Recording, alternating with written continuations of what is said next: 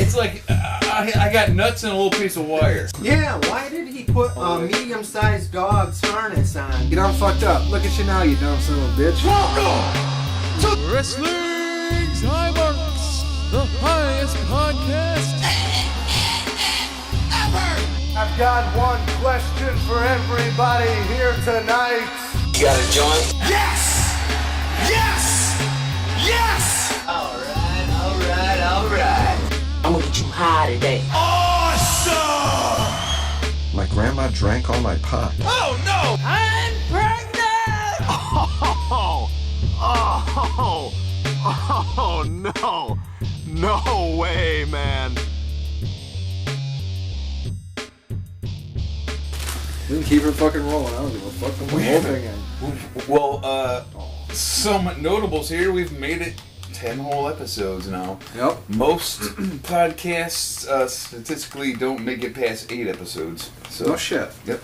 It's probably because they get like 20 views like us and give up. Why are we even doing this? Whereas we're doing it for the hell of it. And if y'all don't like it, well, ain't no shit off our It backs. literally probably is that. They probably are like, oh man, we're not an instant overnight hit. I'm going to quit now. Or people are too lazy to do it on a weekly basis. I don't know what it is. But. Right. It was like episode 2 had like 110 views and now we're down to like 30. I don't give a fuck. We're still going to do it because I enjoy it. It gives me something to do every week. So for those of you who are apparently faithful listeners, because we got to have a few. We never go below fucking, was it like 24?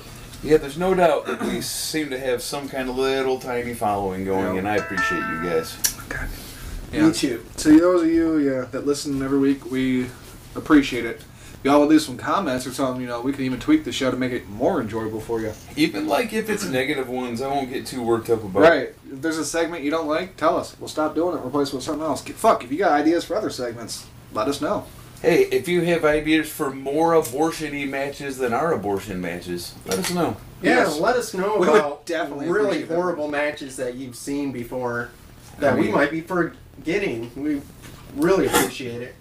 Not every worst one ever is on a list. Yeah. Exactly. Like, a lot of those are just the worst ones I can remember right now. Yeah, unfortunately, my story memory, I can't go back more than fucking 2 years at best, so I don't remember shit. Wait, what I can barely go back 30 minutes. What? Huh? Wait, what are we talking about? Nobody on that? Yeah. Okay, you and your fucking... I thought my memory was bad. I don't have the news written down. You're going to have to lead me through this little part. I know we got some good stuff to talk about. I wouldn't say good stuff. I wouldn't say good, the first one. I'm not happy with the last little piece of news, I can tell you that. Yeah. The first bit of news is equally depressing. Unfortunately, this week, Big Van Vader died. I was always a fan of Big Van Vader. I know that Mojo was too. Yeah. I was a huge fan. I actually have a story about that. Quite a few years back, Whiz knew this guy on eBay that was basically going to give him, I forget who the other 5 wrestlers were, but soon as he said Vader, I was like, that's the one I want. And give me. So, give me Whiz. It's time! It's time for you to give me that Vader shit, time! Exactly. Gave me an autographed picture of Vader, and I still have that. And it's one of my prize autographs. Nice. You want to hear some awesome shit? I don't remember that at all. It sounds like something I would do, and I'm sure that I did it. It was probably a birthday present or something, but I don't remember that at all. But I'm glad I hooked you up, bro. I really don't. Yeah, and it wasn't like the other 4 were these, like, bad wrestlers. It was just Vader was way above and... Yeah, he was good at playing that heel character. Book. He was very believable as a heel. He was big, fucking angry. He was legitimate. Dude. He was a stiff worker who scared the people he wrestled with. He was real deal, man. Well, plus one thing... and I've never seen anybody other than Bam Bam Bigelow be able to do backflips off of the... moonsault, all that shit. That's because he started off in Japan and learned Japanese wrestling moves. And then came over here and he's this big giant guy that can fly. It's actually pretty 400 impressive. pounds and I'm doing fucking backflips off the top rope and doing Vader bombs and killing motherfuckers. And speaking of plus his strikes, Japan stuff, at the 23rd event, New Japan started their event with the 10 bells No shit. in memory of Van Vader. Cool, That's awesome. hell yeah. Because he was the shit over there. Yeah, it's like when I don't know if you guys remember when Vader attacked Gorilla Monsoon in the ring and basically beat the shit out of Gorilla Monsoon. When Gorilla Monsoon was running the company, supposedly he was the commissioner or whatever I think it was at the time. Mm-hmm. At the time, I had never seen no shit like that. I'm like, I'm just a little kid, and I'm like, fuck, dude, Vader's gonna get fired. I like Vader. This is gonna be it. Right. He's gonna be gone forever. Like even Jim Cornette's like, dude, what are you doing? You can't do this. Motherfucker. So when Jim Cornette's sitting there going, what the fuck? It's like, He was probably literally saying, what the fuck? yeah. Like, dude, you know, I work with you. You get fired, I get fired, you son of a bitch. Well, yeah, it was just some angle, but at the time, it was some fucking groundbreaking shit for me. I'm like, oh my god, this guy's a heel on a whole other level. I remember all those matches he had in WCW with Sting. See, I wasn't a big WCW fan, so I don't remember shit from his WCW days, really. He was kind of like, I mean, not to chuck one more handful of dirt on the guy's grave, but he was also kind of known as, like, he didn't never wash his gear, so he was, like, super stinky all the time. I heard about that. And he wore one pair of gloves his entire career, and they were, like, rotting and crumbling apart. Yeah. And I've if he heard touched anybody, stories. it would leave the black marks on them where the gloves were and shit, so that's kind of gross, but, I mean, it's that's all part of the story, you know? I forget sounds pretty who fucking the wrestler gross. was, but I heard a story about the exact same thing. He was doing like a chokehold on him, and he was saying it was making him nauseous because he could smell these stinky gloves right in his face. And he puked, right? Yeah, I think so, He yeah. puked. I don't know who it was. Damn it, who was that? Damn it, but yeah, he was remember the talking story. about how stinky Vader's gloves were, and it was Right. making him. Yep. Well, he never bought a new pair of gloves. He just always used the same ones. Okay. The thing I'm pissed about the most, though, about it is, like, why the fuck didn't WWE put him in the Hall of Fame before he died? Well, They knew this was coming. Like, almost 2 years to the day that he was told he had 2 years left to live, he fucking died. So it's not like it was unexpected.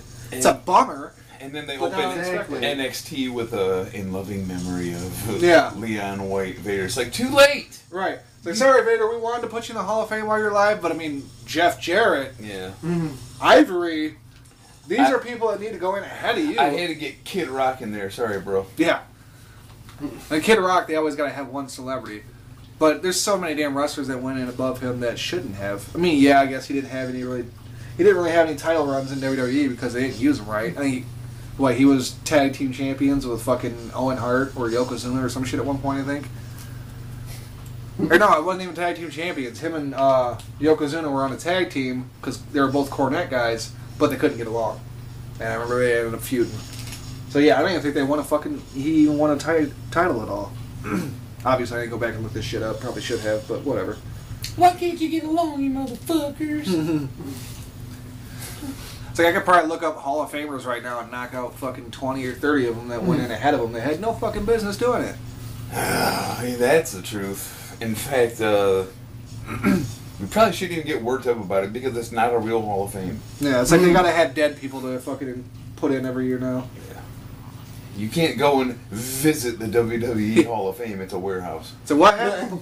Who died? Paul Bear died? Shit, put him in. Look at his fucking kid out there. Capitalize on it. Yeah. So we can make more money when he's dead. People will be sad. More nostalgic. Bring us more money. Money, money, money. Is he dead yet?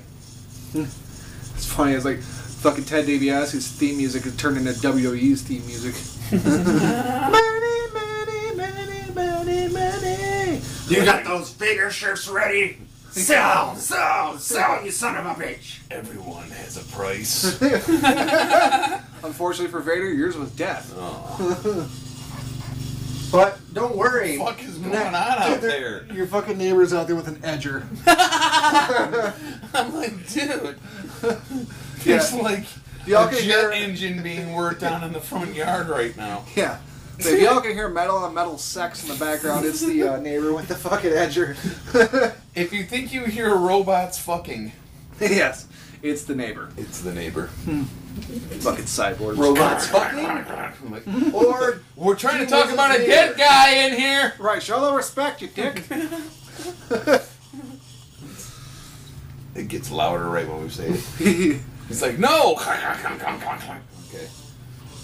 The next item on our news list in our fucking 26-hour-long podcast will be Cass listen released. to it. Fuck Cass. Oh my god, I'm so glad he's gone. Yeah. I was really Cass trying to get behind the guy because like a month ago he cut one good fucking promo that was written by another person and probably practiced it about 500 times. Yeah, well, he practiced that one promo the whole time he was out there. Yes. And he didn't fucking do anything it else. fucking impressed the shit out of me. I'm like, uh-oh. Yeah, it did we me got too. a new player in the game. But then he never did a damn thing other than suck, so Yeah. so yeah. So I thought the same thing. I was like, oh my god, he worked on his mic skills while he's injured. He's fucking good now. And it's like each week it like went down, down, and down. I It's like, agree. all right, Like the fuck quality this guy level again. dropped by the week. And his in-ring, let's not get started on that because he's not a wrestler, dude. No. that during the week, my respect for him after each story that came out Yes. eventually throughout the week. Yeah. You're like, okay, Apparently he's a real dick face. We didn't even know. The funny thing is, even though they shit canned him, he still had the 90-day no compete clause, so he can't even go hook up with Enzo and go do the local shows or nothing. I don't think that Enzo thing's gonna happen, man. I think Enzo and him have heat because when Enzo got canned, he hung around, and What, he's supposed to fucking turn down 6 figures a year because his buddy got canned? you know, that's just what it is. Of course that he's and not while supposed to. That's he like was that's- injured, he was still injured when Enzo. That's like that CM Punk shit. Like he used to have all kinds of friends in WWE. Now he's not friends with anybody who's part of the company because he got shafted and they stayed in the company. It's like, dude, people got families, people got fucking mouths to feed and shit, money to make. Hey, Who the fuck's gonna leave because you have a fucking hurt ass? and especially in this fucking business more than any other one, there's really only one place. Yeah, I mean, if you want to make Well, either- New Japan's getting up there now, but Yeah. But it doesn't surprise me because of who the wrestler is. But I do know that CM Punk's still good friends with Kofi. I had heard different. I've heard like he's not friends with anybody that's part of that company. Literally anymore. just quit talking to everybody. Yep. Told Chris Jericho to fuck off, basically. That's where I heard anything I heard was from Oh, Jericho. wow. Apparently he was good friends with Hornswoggle. He even told Hornswoggle to go fuck himself. Hornswoggle's in MLW now. I was gonna say he's not even in WWE. And his name is Swoggle. Swoggle. Wow, how original. He pissed off, or Swoggle was so pissed off at him about it that they're still not friends, even though he's not part of the WWE, just because CM Punk was being fucking childish little Because bitch why? about it. Yeah, because I mean, if we quit doing this, I'm still gonna hang out with you guys. Well, Yeah. Aaron. Yeah, he can go fuck himself. But yeah, if Cass and Enzo, Is that a problem? Cass and Enzo don't fucking, if they do have any beef, they need to set aside their differences if they hope to make money in the future, because those two together on just hitting independence, they won't make huge bank, but they'll make money. It'll be an attraction as opposed to a lot of the other things. Yep. In Like indies. any ex-WWE wrestler, if you are in the WWE, you got that for the rest of your life. You can go to the indies, and how little of a star you were, former WWE wrestler, You have that. and you cred have now. a draw. That's like Jack Swagger just hit TNA. I mean, sorry, Swagger Jack. And, That's what they're calling him. or Oops Impact. Oh yeah, my bad. Oops. Oh, Oops Swagger Jack. I was Oops, actually Impact. watching Lucha Underground the new season, Yeah, I thought I'd seen and something he about him was on in there. Yeah. that too for a match. Yeah, so I mean, yeah, even if you sucked in the WWE, if you were there long enough, you can pretty much get in anywhere. Mm-hmm. Cass and Enzo's gonna make a way better tag team than fucking Enzo and his consensual penis. As they, like I said, they want to make money. They need to get together and fucking go do shows. Well- Enzo's rap career ain't gonna bring him any fucking money, that's for sure. The most I ever liked either of them dudes is when they were together, so probably it would be the right way to do it. Yep.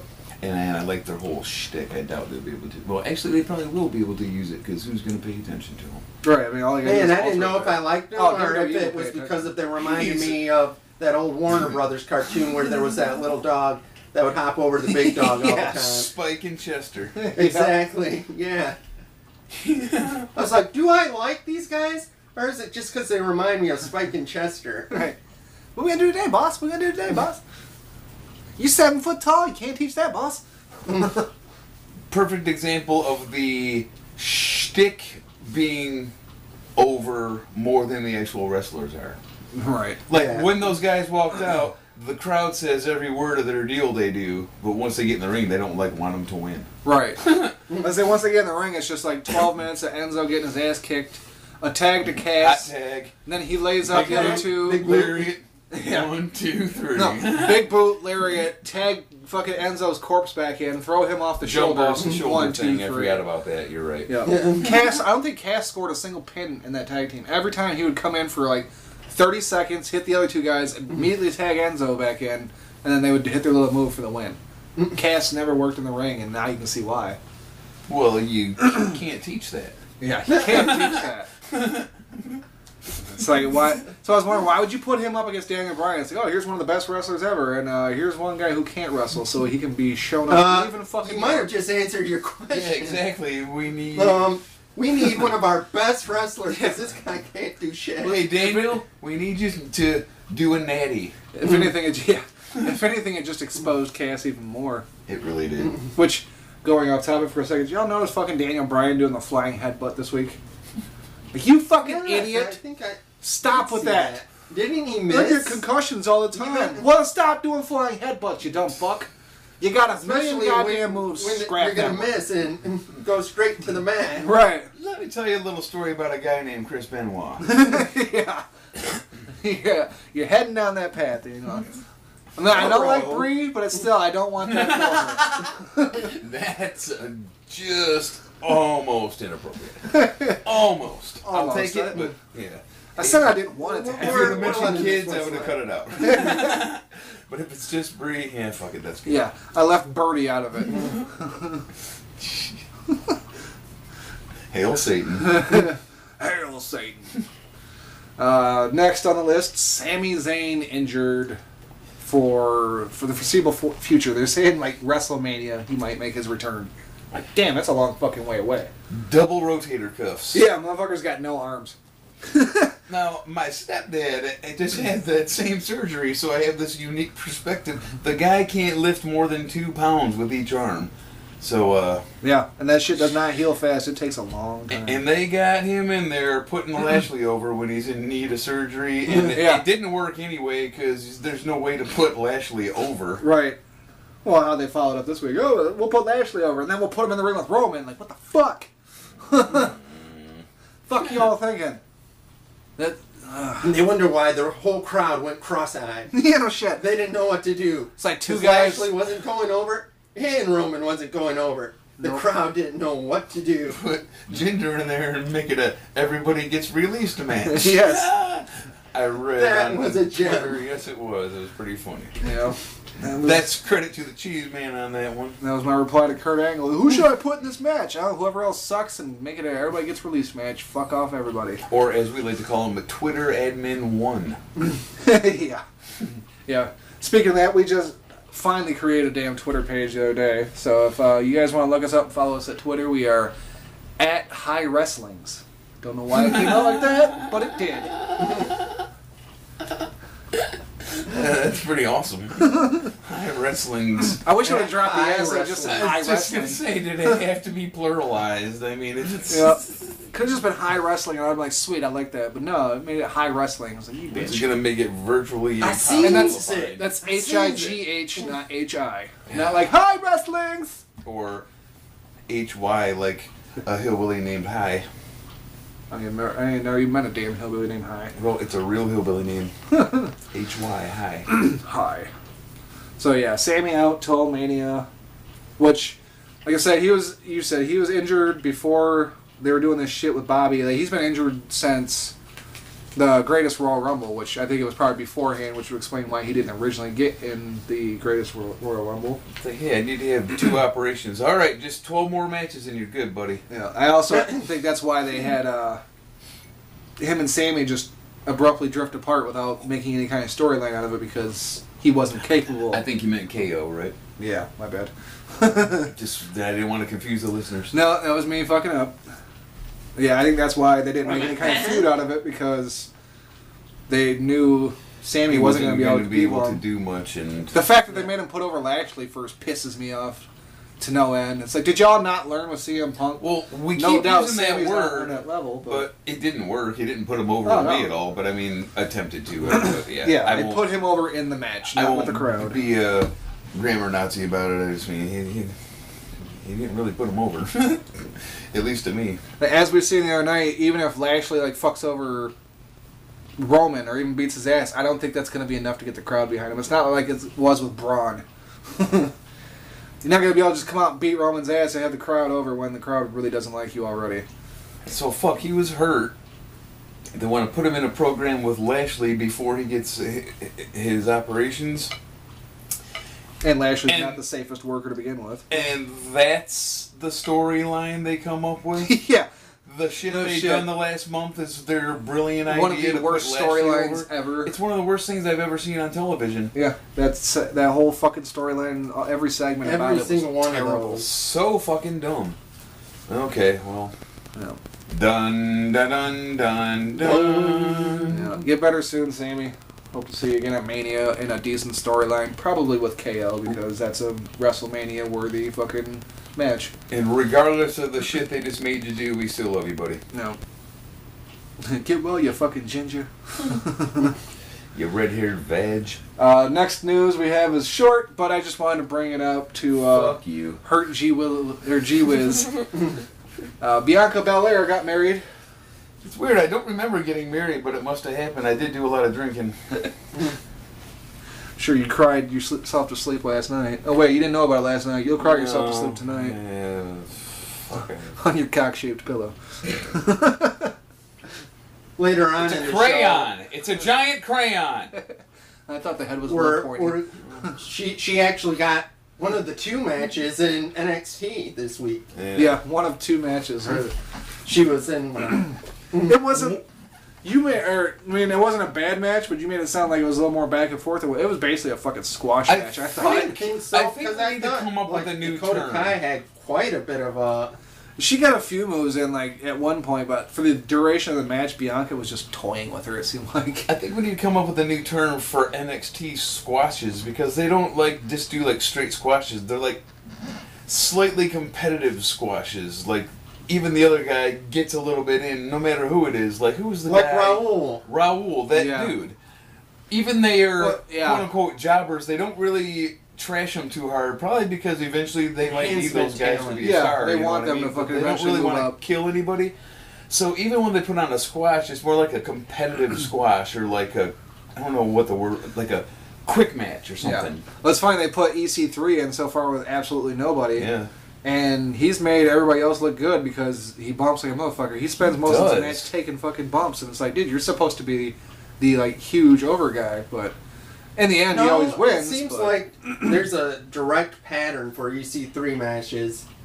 It's where it seems like it'll go back and forth a little bit, then it'll be the other guy's just kicking his butt big time, and then out of nowhere he hits a move and. He'll hit him with the 1%, and then it's all over. Yes. Okay. Yeah. Mm-hmm. You're right. That is the formula. Yeah. I liked his little interview this week, though. He basically saying NXT TakeOver was great, like it always is, but it was missing the top 1%. And he said he's gonna go kick down Regal's door and demand some better talent.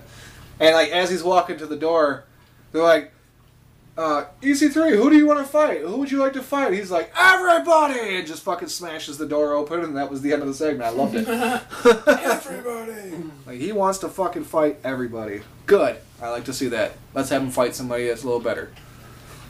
Yeah, he's one of those dudes who just, you look at him as professional wrestler. Yeah. You just look at the dude, this guy's a professional wrestler. He was already in WWE once. And they didn't like him, so they let him go. He went to TNA and killed it. It was still TNA then. I say that it was not his fault that it was first still time. Don't correct me. Yeah, hold on to your It correction. wasn't Impact yet. You fucking but bastard. Sometimes Vince just has a bad... How could Vince have a bad feeling about that guy, though? Look at him. I mean, back in his original NXT days, his hair did look a little bit fucking ridiculous. I'm talking about when he was in the WWE. Yeah. He had some lackey gimmick. He was running around with Fandango and... That's all I need to say. Yeah. Well, and the other bitch that we watched in the terrible worst match ever with... Oh my god, now I'm blanking on her fucking name. Oh, them two chicks in NXT. Yeah. I don't know either of their names enough to remember them both. Yeah, the one that was wearing like the fucking hooker get up, the stockings and shit. Maxine, that was her goddamn name. Sure, okay. He was running around with those two, so I can see why he didn't work out. They eventually were, or at least Maxine's ass too, where she went on to Lucha Underground and actually became something decent. They but put not him a wrestler. with Maxine and Fandango? Uh-huh. Man. Well, him and Maxine were like a couple, and Fandango was trying to get between them because Fandango wanted to hit it. Well, still... But at the time, Fandango was Johnny Curtis. People he's working with, no wonder it didn't work out the first time. Yeah. But, well, shit, since we're talking NXT, we might as well bring up the only other match that happened. Yeah, let's do it. Fuck it. War Raiders versus the Mighty, which thank God it's the Mighty now instead of TM61. It's that was a dumb slightly better than TM61, for sure. Yeah. And they're slightly better than they were when they were TM61 now, too. That match, I expected that one to be the squash match, and it went back and forth quite a bit. Like, it was It's really the good thing match. I'm talking about. It was a competitive squash. Yeah. That one was very competitive. Exactly. Like, there for a second, they had you thinking, like, when the Mighty went for the pin, the dude threw his feet up on the ropes the same way they've been winning. It was like, you almost wondered for a second, like, holy shit, is this it? Yeah, they And he like for the first time, kicked out got at like an actual 2 count. 2 9/10. Yeah. It was like damn close to a 3. Yep. You know, like every match we've seen has been such a squash with War Machine Yeah. that they didn't even get 1 I count. still call him War Machine too. Right? I gotta stop that. Well, they were War Machine in ROH. They were War Machine in New Japan. Yeah. That's what I've known them for so many years. I think I was sick of the squash matches already because like as soon as I came in, I'm like squash man. Fuck these guys. I'm not really that into them. After this match, though, I'm like, all right, these guys aren't bad. This is actually pretty fucking cool. we actually got to see them sell, like, not just offense. That big giant Hanson guy can fucking go, dude. Yeah, they both. That can big fucking fat go. bastard can go, man. I was like, wow. Although he almost killed himself. He did a dive and he hooked his knee on the rope, and it would have been any worse. He would have went straight down, but he still kind of pulled it off. I remember that. But it was almost like, uh-oh. But yeah, that guy could fly, man. It was nuts. Speaking of killing himself, getting back to just jump back over to this real quick because I never thought about it. We mentioned Daniel Bryan doing the fucking flying headbutt and missing. Did you guys see the fucking DDT he took? The first time I was like, oh, that looked a little rough. Then they showed it in slow motion. He landed directly on the top of his forehead. Absolutely. I was like, oh my god, he's dead again. Wait, no, it wasn't a DDT. It was It was something requiring him to land on his power slam, wasn't it? Oh yeah, that's what it was. It was the running power slam. His head drug across the mat before his body he got hit like around. forehead first and almost broke his damn neck. 1 inch more, he's dead. Yeah. It's like, dude, Daniel, settle the fuck down. We know you think you're 100%. The doctors say you're 100%, but like a year ago, your fucking career was over. So calm the fuck down. Well, you know how wrestling works. What did he not do? He didn't tuck his fucking chin. Yeah. You have to do one of these numbers, and he didn't. It was in so his head. fucking fast too, though. Like Joe pulls that goddamn move quick as fuck.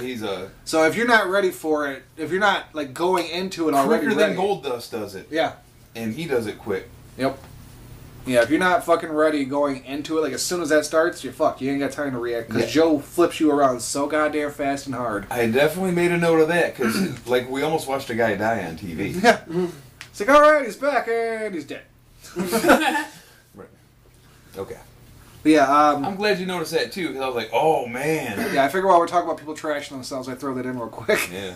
But yeah, great match between the Mighty and I want to jump War back Raiders. to that match now. We didn't wrap it up because Rowe, the other big dude, is out of the ring. He's leaned up against the guardrail, and dude comes out of nowhere and knees him in the head against the guardrail to where there's no give. Dude, that was a stiff. You could see the look on his face. It looked like it knocked him stupid for a minute. And I was like, oh man. And then he just okay, you got to keep wrestling. Yeah, you know what I mean? he had that momentary, God. where the fuck am I? Yes, he and then really he got his did. game face back on. And like, all right.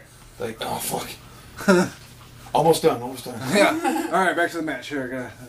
What's my name again? Fuck it, I don't care. I know this move at least. Well, fuck. I guess we've technically covered NXT now. Yeah, so I was saying we might as well get to that fucking match. But yeah, the War Raiders pull it off, beat the Mighty, of course. But their 4-man, I really thought the Mighty might pull it off. And the most entertaining match so far with War Raiders. Yeah, well, shit, I think it's the most entertaining match of each tag team. I want to see it again. Agreed.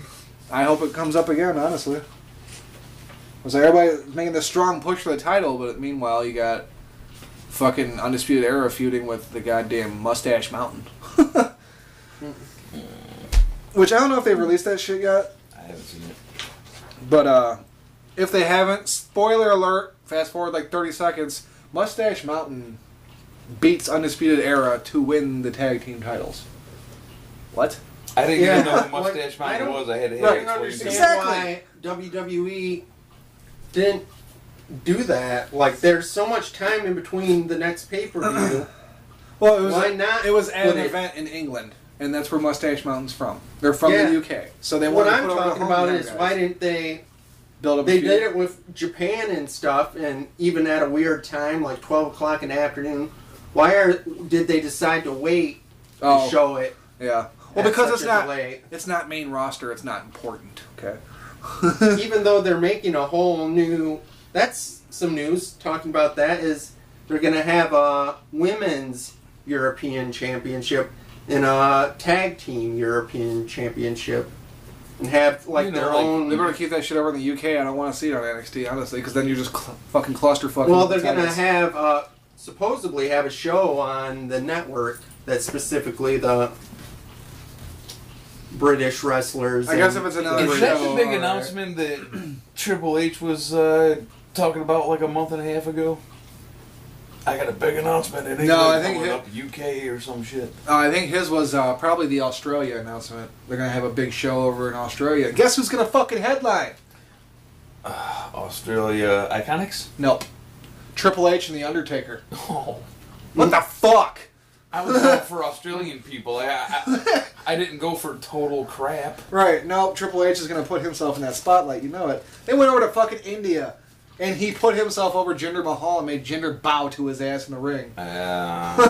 Triple H's ego. Bow down to the king. Yeah. God damn, it sounded just like it. Fucking Lemmy. Yeah, the last couple of weeks we've learned that Mojo can do impressions and shit, man. Like, what the fuck? Yeah, his Macho Man last week had me peeing my pants. I hope you do make that t-shirt. Yeah. Maybe we will make that t-shirt someday. Let me tell you how a tag works. No, you get out of the ring, brother. Now you get. It fits so well. I haven't heard shit else about that Australia event. All I've heard that Triple H and Undertaker are rumored to fucking headline it, and it's like, why? I don't know. Headline's a really strong word. Yeah. That may be the last match, but it's not a main event in my mind. When they say a headline, they mean like as far as like when you headline a concert, it just means you're last. Right. It doesn't mean you're the main event. It means you're the last match. More like a fucking belt line.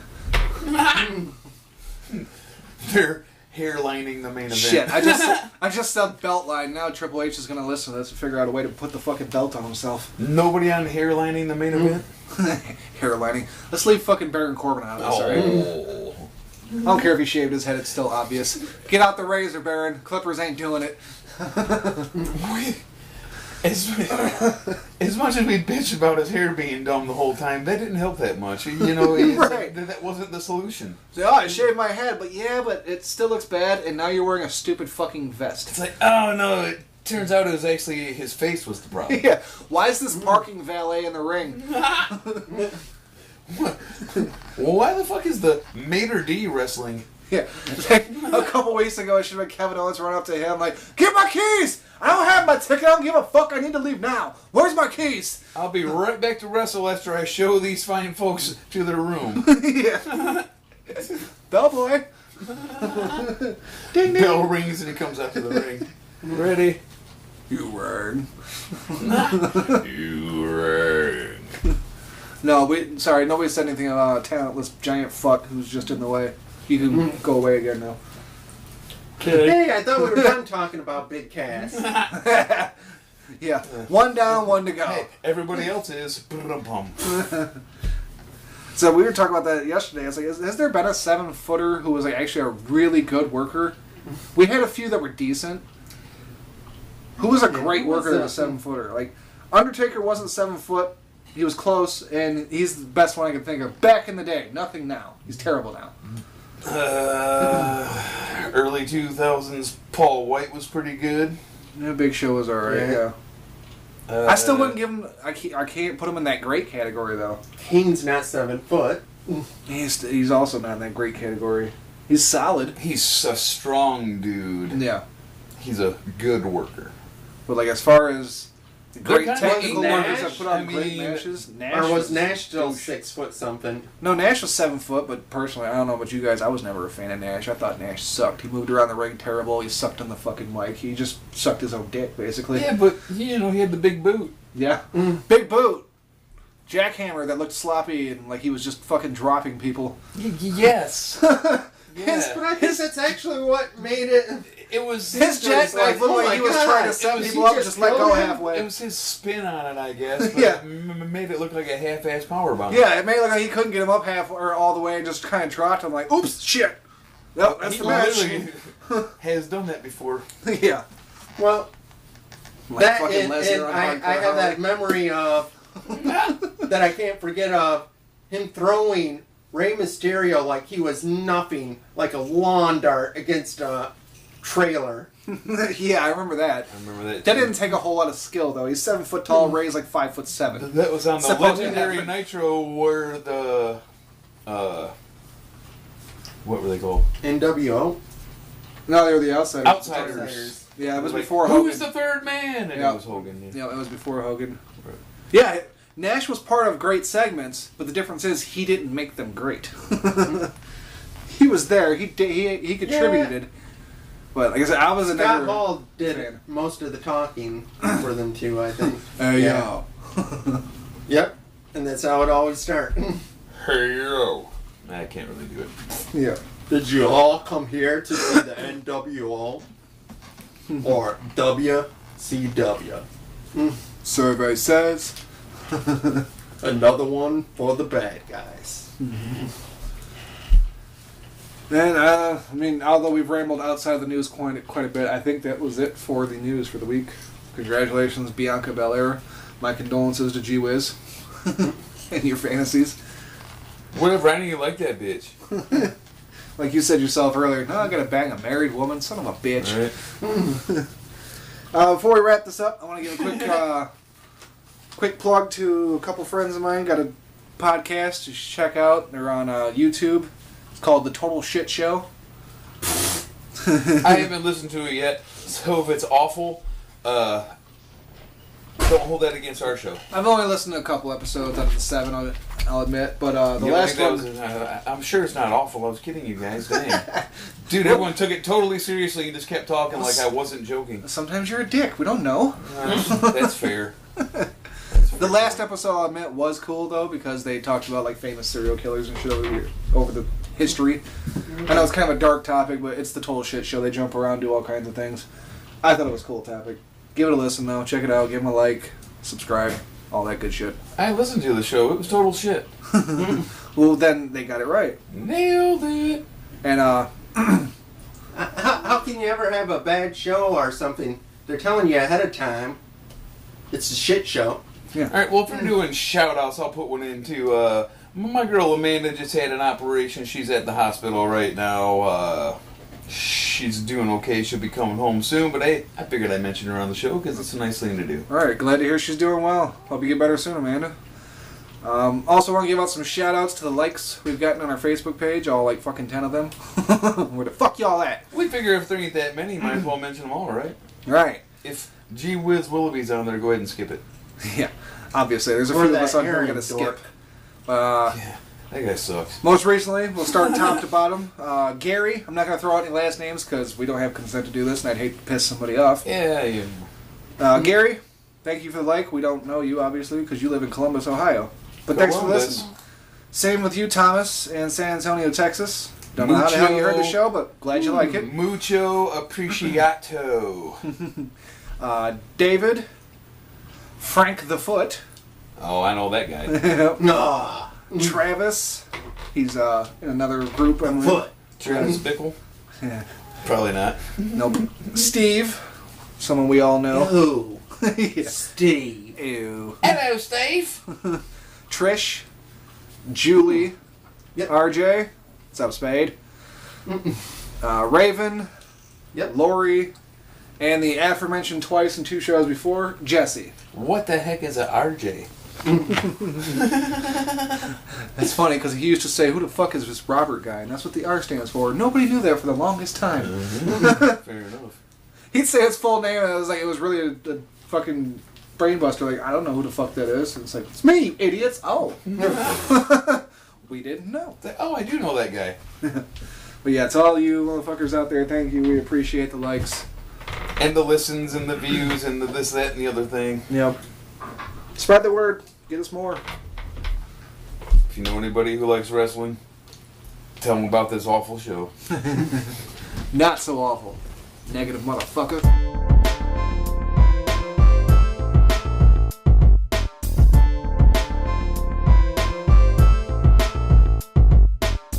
Do a rough rundown of Raw, so we don't gotta talk about everything.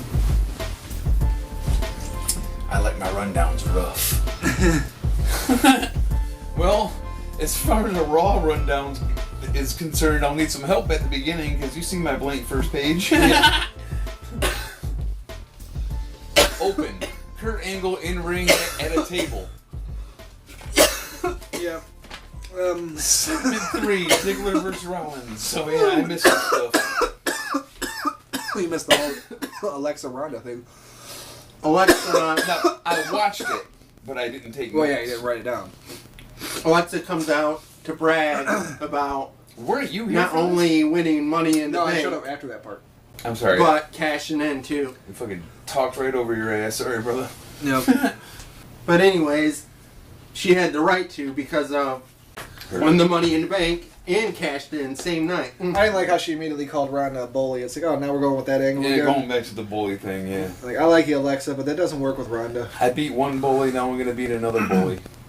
But yeah, that prompts Ronda to come down to the ring, and then Alexa continues to trash talk her right to her face. Mm-hmm.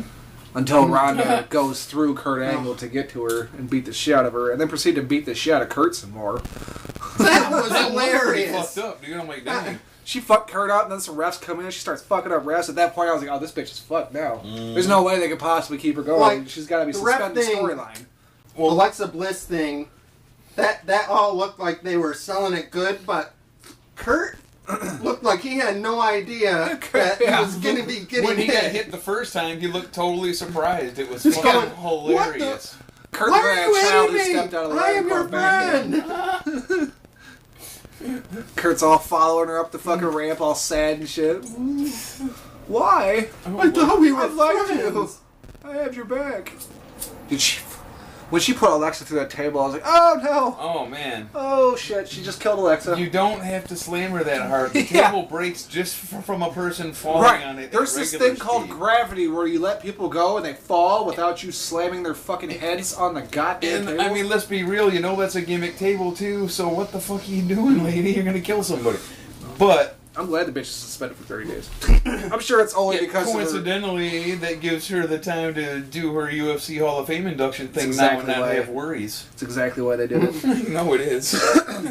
I don't want any special treatment. Well, this way Nia can get her fucking... Other than an immediate title shot, a WrestleMania debut with a ring full of Hall of Famers. You know, my first ever singles match will be a fucking title match. But other than that, no special treatment. I'm glad she's gone. But yeah, plus it gives Nia her chance to fucking get her rematch clause in and out of the way. You son of a bitches! You forgot that was the best WrestleMania debut ever! The hell's Jim Cornette doing in here? Damn it, Jim. Damn it, Jim. Motherfuckers. Then we get Seth Rollins actually giving Elias some props for the match before, saying he took him to the limit. But still, Limit! Oh no. Take Sorry. it to the limit.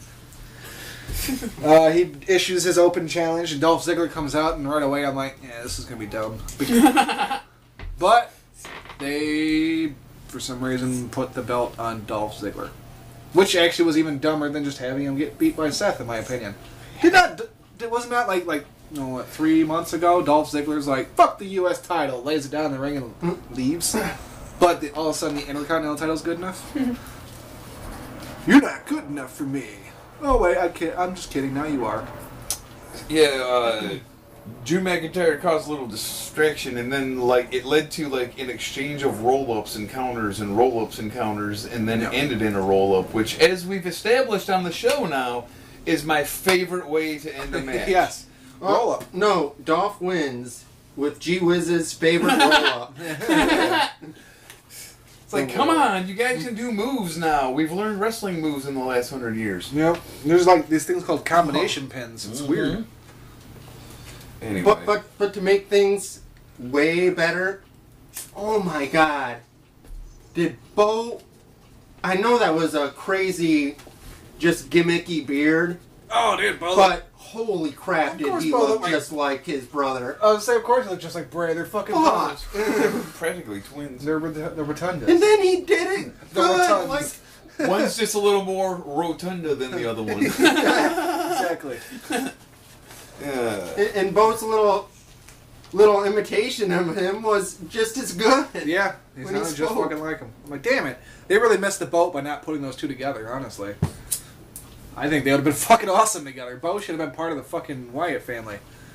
Should have been out there, follow the Bo leave! And follow the buzzards. You know, something like that. Bo leave in the buzzards. Whatever. Man, I could see those guys being just as badass as the Briscoes. Because they're both. What does WWE have against mentioning the fact that these two are brothers anyway? I don't think they've ever openly said that. But you think that would have been a good time to say something? Hey, do you know these guys were brothers?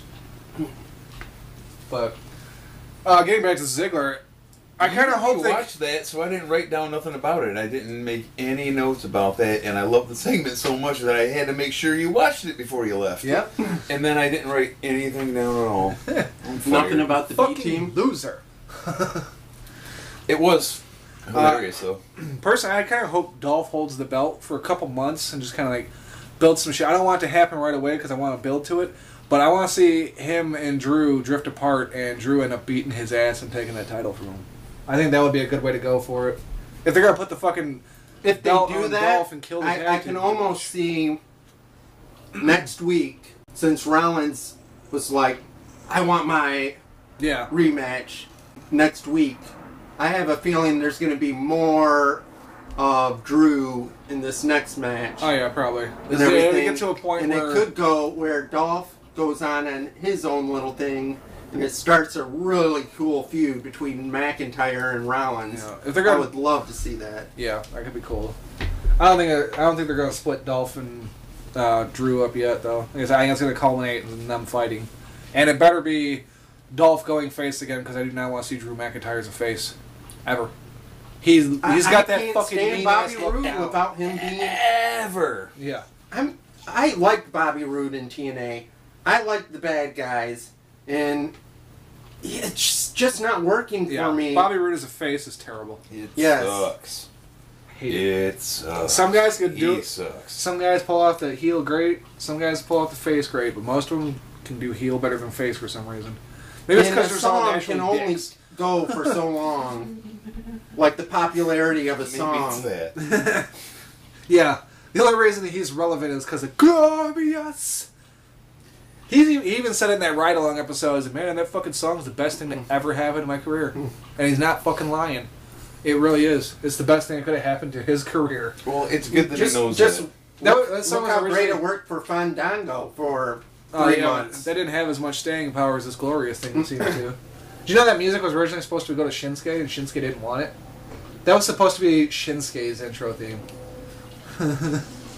And he turned it down, so Bobby Roode ended up getting it. And also, his name's James something, and he was with Bobby Roode, his tag team partner. Oh, James Storm. Yeah. Sorry about your damn luck. AJ's music was supposed to be his, but he left and didn't stay with the WWE. And AJ took that music. Where did you hear that? Because I just heard that too. I just heard that recently. That'd have been terrible for James Storm. That wouldn't have fucking worked with his character Probably at all. on whatever you and me both listen to all the time. Mm-hmm. One of them, but yeah, I heard that too. It works for AJ. That would not have worked for fucking James Storm. Yeah, we got this hillbilly cowboy out here. Oh wait, what's this? A rap song for intro? I don't know. Sweet. I don't know, dude. AJ's a hillbilly kind of too, but he's not a cowboy. Yeah, say cowboy isn't part of his fucking gimmick. It's not in his name.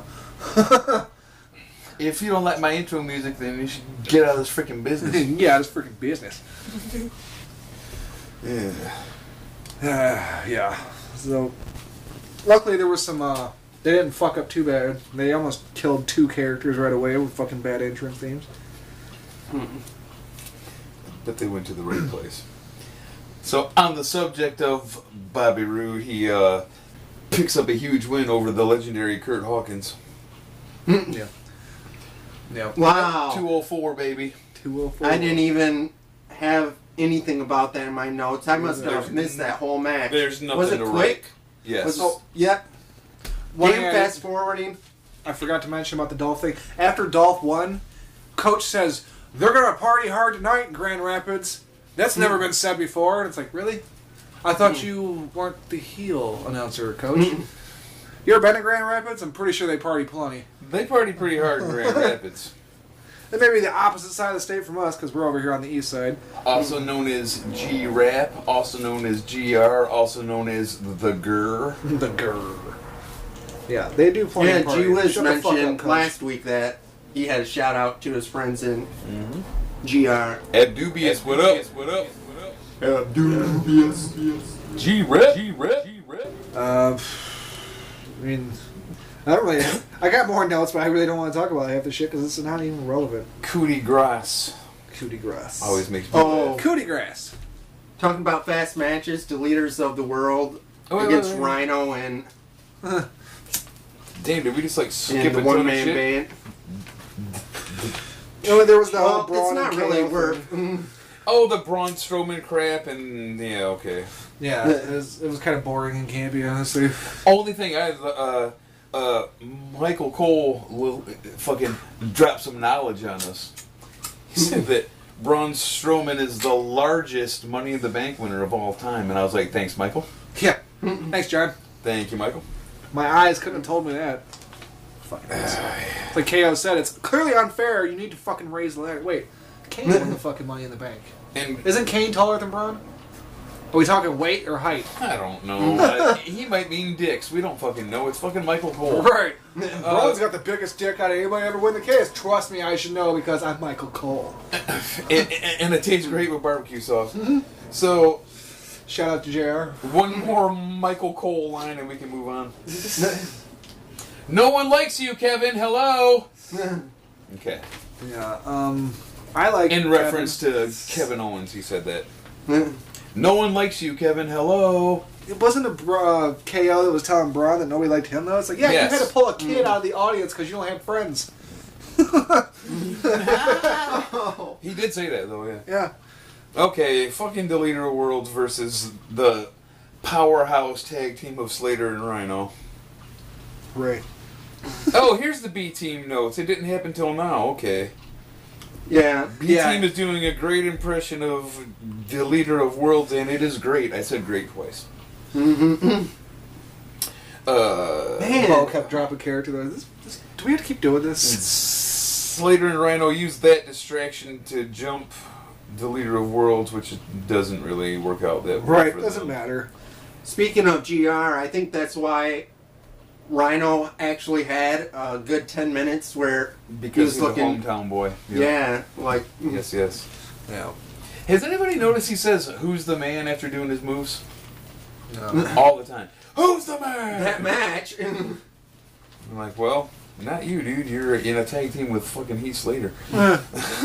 And the Kiss of Deletion for the win. That's what their move's called now, the Kiss of Deletion. Wow, that's bad. It should be called like the bite of deletion since they're like eaters. I don't know. Yeah. That's lame. Agreed. A little promo there next with Kurt and the Constable. The Constipated. Stephanie is pleased with how Kurt handled the Ronda Rousey situation. Which he tries to act like he was reluctant about. It's like, why would you be reluctant about it? She just beat the shit out of you. She kicks your fucking ass, you fucking pussy. And the refs. Like, even more than GMs, you don't put your hands on the fucking refs. Stephanie's on Corbin's telephone, like, as they're talking. And Stephanie gives Kurt a big announcement for later. I don't remember what the announcement was. Yeah. Oh, it was supposed to be the date of Brock's return, but he got cut off a bunch of times. Every time he tried to say it, burner. That's exactly right. I'm the champion. I'm the uncrowned champion. It's like, well, it's more like a tiara, dude. Fucking hate you, Roman. Like, I say that every week. I fucking hate you, Roman, because I really do. Like, that's fucking true. That's pure. That's not fucking gimmick for the show at all. I really fucking hate that guy. He was kind of like one of the real reasons we wanted to even do this fucking show, to be able to have an outlet to complain about the crap they're trying to push down our throats. Why the fuck do they keep pushing this guy? He's awful. Not good. There's point to the good part. Right. Where's the charisma? Oh, he doesn't have any. Well, then at least he's got a bunch of in-ring skill, right? Well, no, he's got 2 or 3 moves. Well, they're devastating-looking moves, at least. Well, no, not really. Not really. Okay, well, what's he in there for? Well, he's got wet hair, tattoos, and pretty eyes, god damn it. Put him in there. He's the Rock's cousin, and he's got a sleeve tattoo. Put Roman in there. Yeah. Put him in there. Tell him to sell. Jesus. All right, well... Here we are doing episode 10 because of this fucking guy. Whatever. Up next we get a barn burner with Jinder Mahal and Chad Gable again because... That's what we need. Now, I made a promise that I was going to quit directly referencing my notes and being annoying about it, but this one needs to be directly referenced. Jinder Mahal wins, and Chad and I talked over the whole match. Yeah. I don't think we Chad was hanging out at the house Monday night. And I have no fucking idea what happened, and I had to go back and read the thing to see who won, so... Yeah, I didn't have the kids for once on a Monday night when I got to work, so I was like, fuck, I'm gonna cruise down and Cheez and watch Raw, because I can't do them things in my house. Jinder wins, no further comment, because I didn't even watch the damn shit. Oh. That was one of those, anything like Mojo? You say, NXT glorified squash. Yeah, okay. That would make sense. Yeah, one that nobody would give a fuck about to begin with. Let me get a little peek at the Riot Squad again, trashing the backstage area. You mean the female Green Day? Yes. When I come around. I do mean the female Green Day. I've never called them that, but I can see where the reference fits. God. That led up to the Liv Morgan and Sarah Logan fight between Becky and Sasha. I'm sick of Bailey and Sasha. Fucking sick of Bailey and Sasha. This angle's been going on for months. It's going nowhere. It's fucking stupid. They missed the boat. Move on. Do something else. Well, I think you got your wish. Like, I think it came to a head. It's too late for this even. It's like they should have just separated the two and pretended it didn't happen at this point because it's been too damn long. Anything they had built up has been squashed several times. Let's hug! Oh, we lost. I'm a bratty little bitch, so I'm mad at you. That seems to be the thing there. That's been for months. You know what's kind of weird about that is... buddies, we hate each other. You know, what has Corey been saying this whole time? He goes, Sasha isn't really her friend. No. Sasha's only out for Sasha. Yeah. It's like Corey's supposed to be doing he's trying to do his heel shtick, but he's been completely fucking accurate. Like, right. Scary, totally fucking accurate. So yeah, we get Bailey and Sasha versus Liv Morgan and Taters. Who cares? Oh yeah. Do we really want to go over this because of it has the ending that you love so much? I know. I did like that Sasha ate the pin. From Sarah Logan, right? Yep. Sasha eats the pin, throws a fit, her Bailey fight again. Nobody cares. After a devastating roll-up. That devastating roll-up. Then we get a little more Bailey Sasha drama afterward. Yay! I wanted to see Bailey. Like, the only way this would have been okay for me still is if Bailey came out the heel. If Bailey was just like, you know what? Fuck you, bitch. And just started trashing her. I mean, she did throw the first punch backstage, but I mean, fuck, even any face at that point probably that was supposed to be friends with this person would have been fed up after months of this shit. And like, you know what? Fuck you. I'm going to hit you now. You got this coming. They say there's no reason to hit a woman. Oh, there was plenty of fucking reasons to hit Sasha. Yeah, on paper, this might not even be the worst idea ever because Bayley's a good worker and Sasha sucks. So put them together to kind of, They've had so many matches in the past before. But they're doing it so uninterestingly and so repetitively that they've fucked up the storyline. For sure. And then we get a little cut to Kurt the Constable again. They still have a big announcement. And then we come back to Bayley and Sasha some more for a backstage throwdown. Moving on. We eventually get another one of those, and Sasha drives off, and Bayley chucks a bottle of water at the back of her car and blasts the window. That was kind of funny. What an arm on Bayley. Yeah. Bayley's got some accuracy, that's for sure. No doubt. Like that car was pulling away, and she still nailed it dead center of the fucking window. Boom.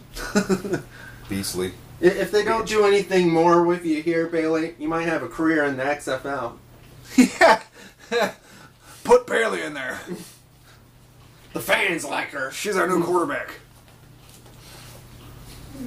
I'm sure Stephanie would love that. Well, we could turn XFL into a fucking women's and men's league. Women power! Hold on, I gotta lick my ass. It's like, wow, she's fucking flexible. Oh, yeah, she is. So, we already covered the crap with the announcement, so...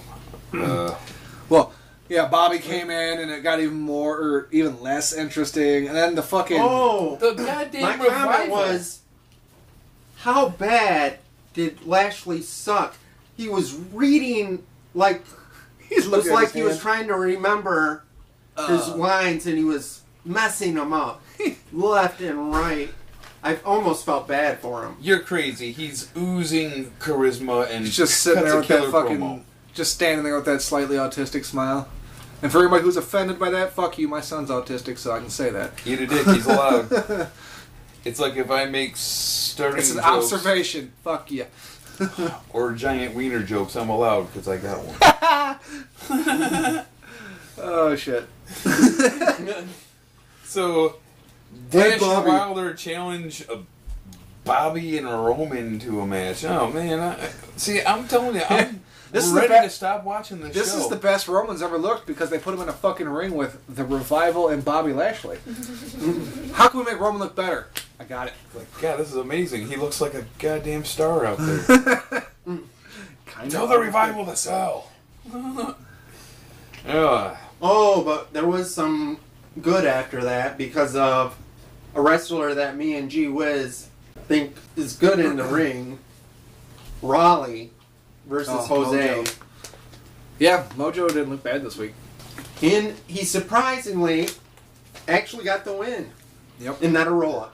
We went... For UG was... We skipped a thing that... It was the only thing that really made me laugh. Yeah. That whole week.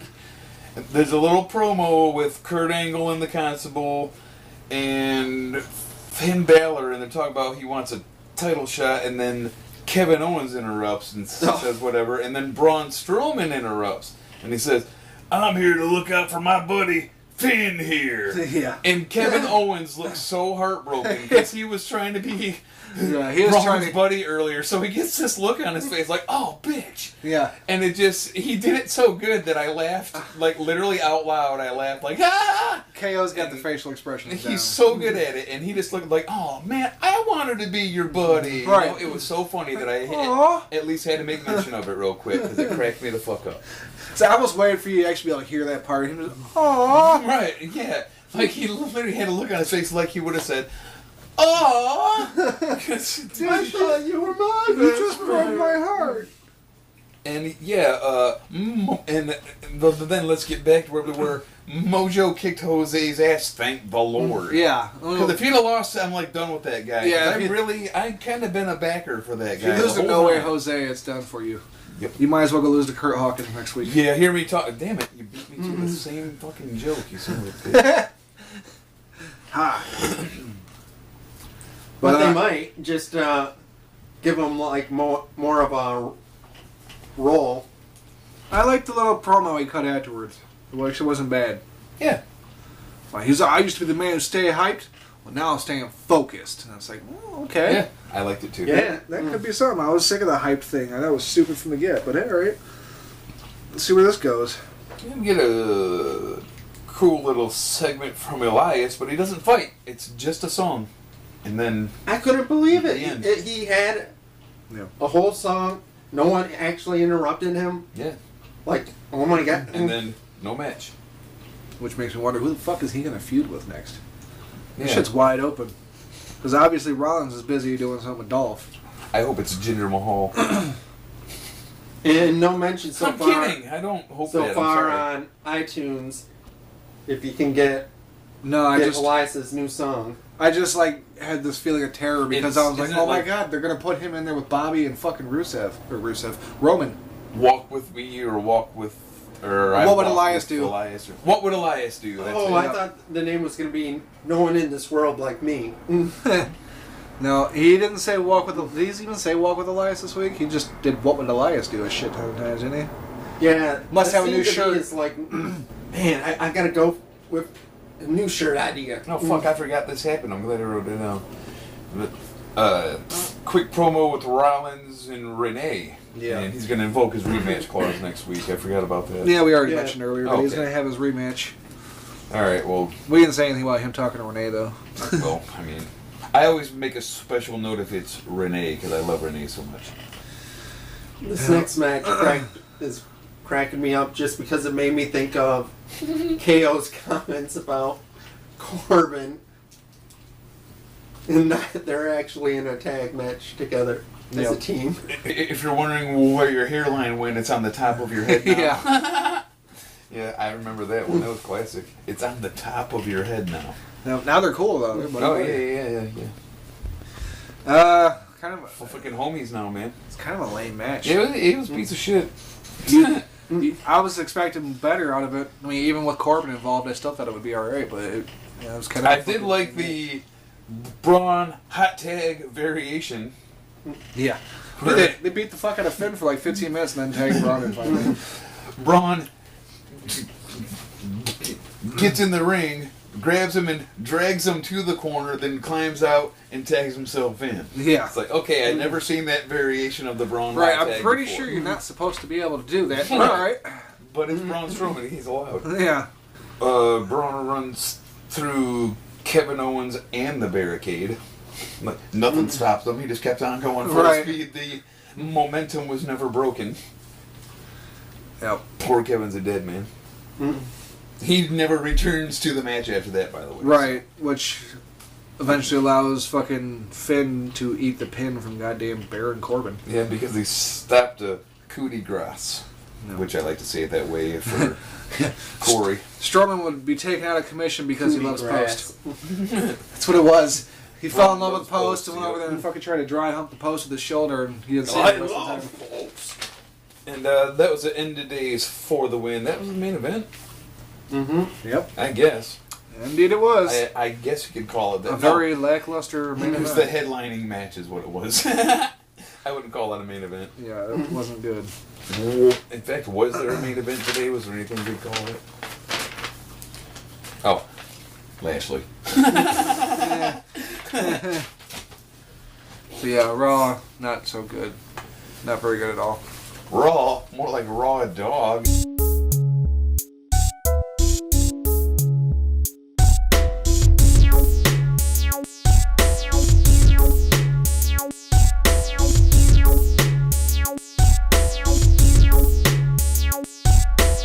So, did we say Melo was in the ring? And Ellsworth likes to cross-dress as We were Asuka? just talking about it. Yeah, SmackDown opens with Carmella squawking for what seemed like for fucking ever. Well, actually, it technically opened with Paige recapping Money in the Bank in her office for whatever fucking reason. Yeah, that's right. I wasn't. They like to do that. I don't stuff. even fucking make note of recaps because they're recaps. That's why we won't have an NXT section this time. I got your recap right here. Yeah.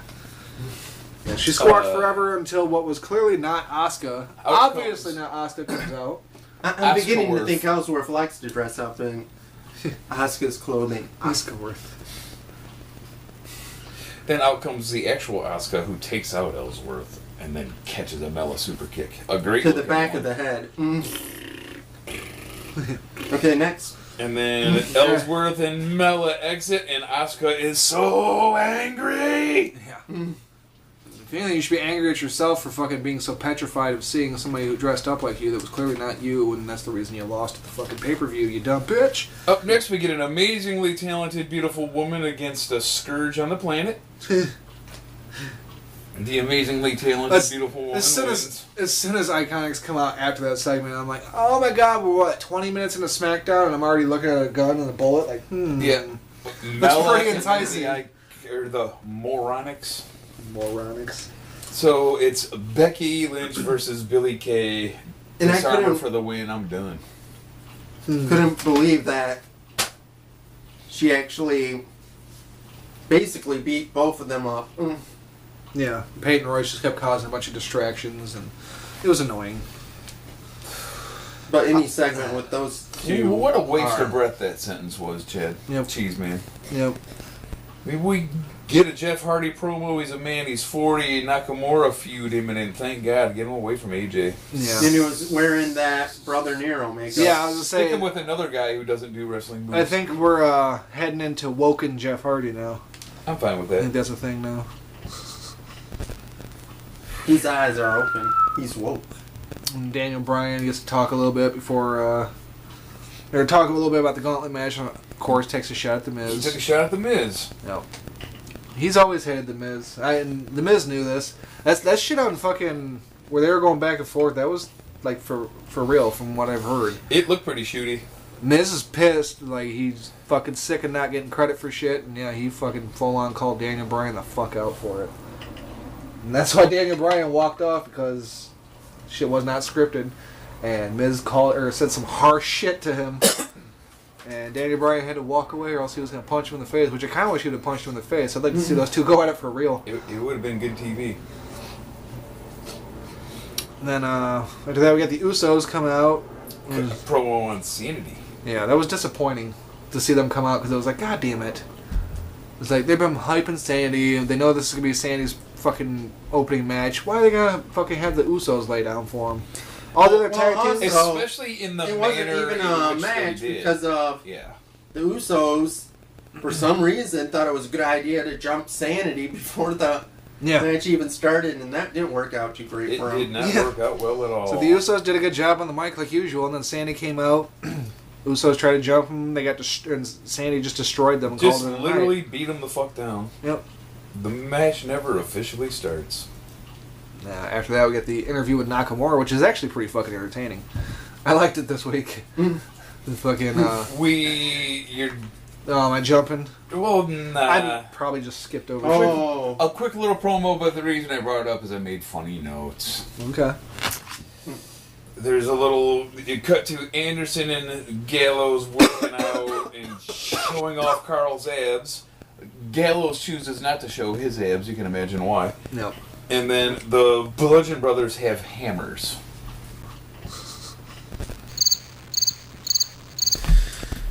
Cut to commercial, we'll come back, and it's Renee Nakamura.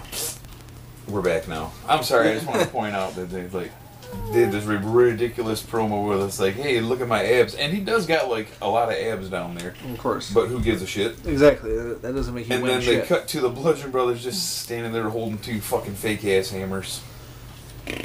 Worst gimmick in the business right now. No.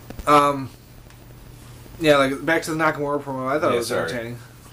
It says the ref counted way too fast and not in Japanese, so it was not fair. He doesn't know. I don't who know Jeff what Hardy you're is. talking about. Like, who? I lost the match. He is unfamiliar with Jeff Hardy, but he should not cross him again. Yeah, or else he will sit. While Jeff Hardy's eyes may be open, if he crosses paths with him again, he will God damn, are close we them. edging again, neighbor guy? Son of a fucking motherfuck. Oh, now he's just gonna fucking mow the lawn. Alright, I'm gonna kick somebody's ass today, dude. We'll beat his ass for you. It's fucking when do old people move around this much? Right. 3 wrestling nerds run outside to beat up. Oh, it's an old lady in the riding lawn. The kiss of deletion! Okay. Kiss of deletion. Yeah, I liked the fucking Shinsuke's promo. I thought it was good. I like all of his promos, really. And the thing with the pens was really funny. I don't know, I like him out of the ring more than I like him in the ring. Up next, we get the Good Brothers versus the Hammer Brothers in an absolutely necessary rematch for the tag team titles. It's a pretty sloppy and ugly match. Agreed. I mean, Gallows and Anderson managed to get in a little more offense than usual. It was a slightly more even match than Money in the Bank for whatever reason. Yeah, for some reason it was a better match than the pay-per-view match. Right, I don't like know. as far as back and forth goes. It was still sloppy. I wrote don't think we're going to get a hi-ya! Yeah, we got no hi-yas. No hi-ya! I look forward to the hi-ya. Anyway. Yeah, eventually they inevitably lost to the fucking Bludgeon Brothers because of the... And we get a good quote from Corey. If at first you don't succeed, quit. Thanks, Corey. That's great advice. Yep. Then before the Bludgeon Brothers can even walk all the way up the ramp, Daniel Bryan comes out to start off the gauntlet match and has a brief stare down with them. And then he starts yesing and goes to the ring. I was listening to another podcast and they pointed this out and I'm like, that's a good fucking point. I had completely forgot about it. But they're like, yeah, the announcers out there to advance storylines and set shit up. You think they should have said something about like, hey, remember Daniel Bryan used to be part of the Wyatt family for a second with these two? The cage match and shit. Yeah, I completely forgot about that. Like, that made the attack make a little more sense other than the fact that he just came out and looked at them. Right. But yeah, they didn't What bother is saying anything about this that. Wyatt brothers? Yeah, There's the Hammer brothers, our Bludgeon brothers. What are you talking about, Wyatt? Yeah, they don't have anything to do with the Wyatts. You're fucking dumb. Wyatt are you talking about? Why are you using an S? There's only one Wyatt. Alright, now I don't want y'all to jump over this, which might happen because it was another just a little promo thing. But they cut to The Miz and Rusev and Joe and Kofi and blah blah blah. Kofi and Xavier lifting Biggie. Each kind of showing how they're preparing. Yeah. So you got The Miz practicing Miz Jitsu. You got Rusev and Aiden English getting hype. Is the best way I can describe it. Blowing lines. Joe's doing a little boxing, and then Kofi and Xavier are lifting and lowering Big E. So that's what they're doing. Every time they lift Big E, he smiles. Every time they put him down, his smile goes away. It's fucking hilarious. It's like, well, I guess everyone prepares a little differently for the gauntlet match. Weird way to prepare for Big E, but he started off with Daniel Bryan. And... Dude. It drops the ball hard on the surfboard. That's the worst I've ever seen a Mexican surfboard blown in my life. Jesus, it was awkward. You try being the smallest fucking Daniel Bryan and lifting someone as big as fucking Do a Big different E. move. You're right, yeah, he should have. Dude, I think he was... If this doesn't work, quit. Yeah. Like, that's what It's the while he's worst setting thing- up for it, I'm like, if he actually gets through, I'll be super fucking impressed. It's the worst thing I've ever seen Daniel Bryan do. It made me laugh a lot, but it was okay. Yeah. Dude, I wonder if he was actually hurting fucking Big E, because Big E gave him a shot right in the fucking mouth. He eventually like, let go, motherfucker! Ends up holding him in like a scorpion deathlock. He fucking thing. tucks his head under, and Big E's arms are still loose, and after 20 seconds of Big E fucking pops him in the mouth, like, dude, let go. My legs don't bend back that far. Exactly. I'm a fucking huge muscly dude. I don't bend like this. Stop it. And I don't know if it was Big E's fault, but did you guys notice that backbreaker that he gave Daniel Bryan, and Daniel seemed like he landed right on his shoulder blade instead of directly? That didn't look good. Dude, that like, fucking splash on the apron, I think legit hurt Daniel. You can hear the impact, hear every bit of breath rush out of Daniel Bryan. He was immediately just, he held his ribs the rest of the damn match. He fucking speared his ass off the apron through the ropes. Dude, it was fucking stiff as fuck, dude. Oh my god, that looked so fucking rough for both of them. Yeah, exactly, for both of them. Daniel Bryan's head snapping back when he fucking... Oh my god, I was like, holy shit, that was like a car accident. It was hardcore, man, for sure. And not long after that, surprisingly, no one is dead, and yep. Bryan picks up the win over this Big little E. running knee thing. I don't like that move. I don't either. Never been a fan of it. Which brings out Samoa Joe, who nearly kills Daniel Bryan. We discussed this earlier in the show, so I won't get too far into it. Fucking power slam. But he didn't tuck his chin. Yeah. You gotta tuck your chin, bro. You know this. It's funny, Daniel Bryan got his ass beat for the most part by fucking Big E, and then Joe comes out and just continues to beat his ass. Joe with the senton splash. It was like a shoot senton splash. He laid it hard as fuck and only on Daniel Bryan and no mat. Daniel Bryan took 2 fucking hard-ass shots to the chest from 2 big motherfuckers. I wouldn't be surprised if you find out he's got like a fucking cracked rib or something after that shit. Joe locks him in the cocaine clutch outside the ring. Thinking that he's gonna do what the way he kept looking at him. Yeah, the way he kept looking at the ref, you can see he was thinking, he's like, alright, I'm gonna choke this motherfucker out to the last second, then I'm gonna let him go and run in. But instead, Daniel Bryan reverses the Kohita clutch. A little too early. He jumps into the ring. Yeah, either he reversed or jumped into the fucking ring a little too early because the fucking ref had to be like, 8, 9, 10! Thank you for noticing that. Now I'm gonna say it. It was super fast there at the end. Thank you. He's like, 6! And then out. 7! Nakamura could use that in 8, 9, 10! his spiel for next week. Yeah, That's the same referee. And it right, referee my match. Yeah, ref count too fast. And fucking cheetah. And out come the Hammer Brothers to like beat up Daniel Bryan some more because he hasn't already taken enough. Yeah, you looked at us. We're angry. Gonna beat you up now. Cue the Miz music.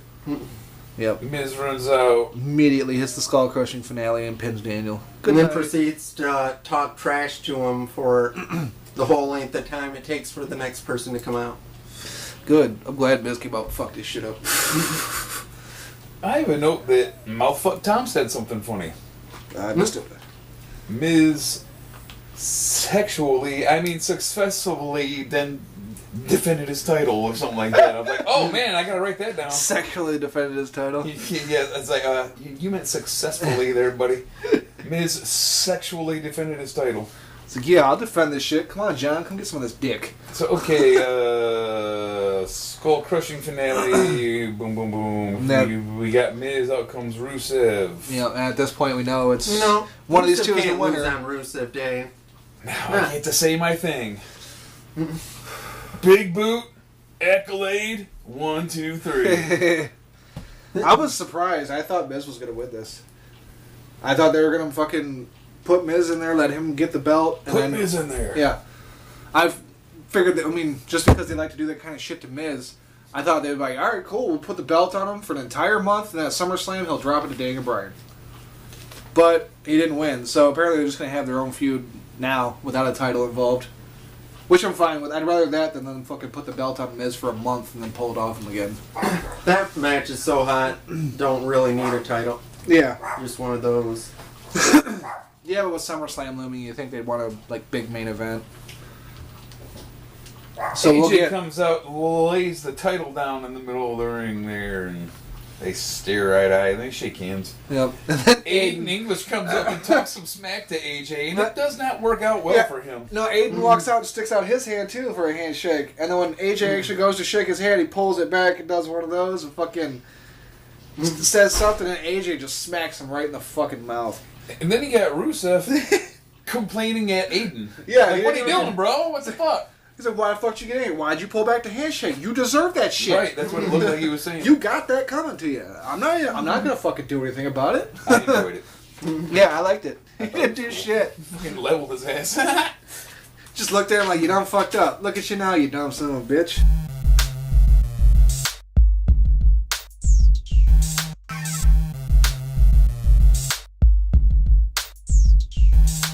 We stepped away for a couple weeks, but now it's time to come back to one of our favorite segments, Great Moments in Roman History. This is my yard now. Who's this man?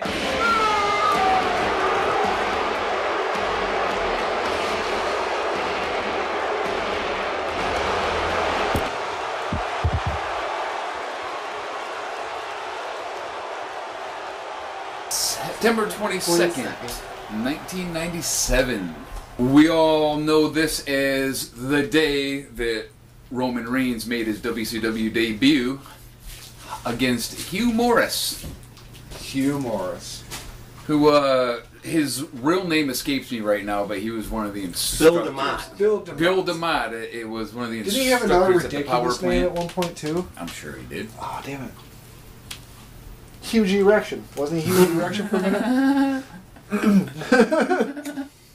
Anyway, that would be the beginning of a undefeated streak of 173 straight victories. That is fucking insane to think about. 173 straight victories. That's something that you'll never see again. Yeah, that's not going to happen these days. No. Even Asuka couldn't pull something like that off. She wouldn't get credit anyway. Not from WWE anyway. Nice. Yeah, that's unbelievable. 173-0. This streak is infamous because of how it ended, in about the worst way you could possibly come up with to possibly end a streak ever. Yeah, I don't know what the fuck they were thinking with that. As Roman comes out for his match, and Scott Hall and Kevin Nash, who were dressed up as security guards, hit Roman with a taser before pinning him for the 1, 2, 3. Yeah, of course, Kevin Nash is responsible for this shit. He was the booker at the time, and it's one of the most universally destroyed calls ever. Well, it killed Roman after that, too. Like, the streak was gone, so was the allure. But regardless of the way they blew the ending of this thing, no one's ever going to go on a streak like that again, and Roman Reigns is fucking amazing. Yep. Once again, moment in Roman history. Thank you for another great memory, Roman.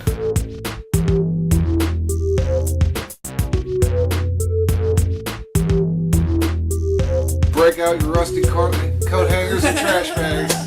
It's time for the abortion clinic. Break out the high-power vacuum and a pair of scissors, folks. It's time for the abortion clinic. Break out your skull-crushing forceps and... Damn. Yeah, maybe we should cut all that out. What do you think? Nope. Okay. Okay. Brock Lesnar versus Goldberg at WrestleMania 20. Yep. If you cue that up on WWE Network, you're going to take it to 2 hours and 15 minutes exactly. You'll be looking at Goldberg's ass when you get there with some kind of tribal thing on it. We'll give you a minute to get there. Yep. Don't worry, he hasn't gone through the smoke and the sparks yet. Yes, exactly. As you can imagine, this is purported to be a terrible match, or we wouldn't be doing it for this particular segment. I vaguely remember it, and yeah, I'm pretty sure it was a pretty bad match. So, wish us really bad luck during this match, and we're going to press play in 3, 2, and play. You might hear a little audio in the background. And I think we're just in time to catch the sparklers. The legendary Goldberg and the sparklers. Gilbert.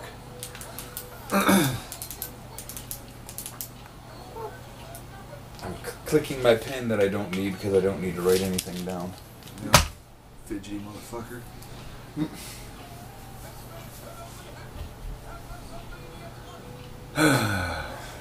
Yeah. This would be a long one, too. It's just going to take forever to get to, is probably what it is. Once he finally gets in the ring, they're going to have their fucking stare down and their shit talking, and someone's finally going to throw a punch or something. Well, they had to spend all that money on fireworks, don't you know? It's Those funny sparklers can't be Fireworks. cheap. It's funny that these two had this match, and it was terrible, and everybody hated it. So when they brought Goldberg back, what'd they do? They had him fight Lesnar. Put Brock in there. But they made them like 10-second matches, so it was whatever, I guess. Come on. I don't remember what the fucking stipulations was as to why Stone Cold ended up being a special guest referee in this. I just think it's funny all three of these men disappeared completely from the company after this.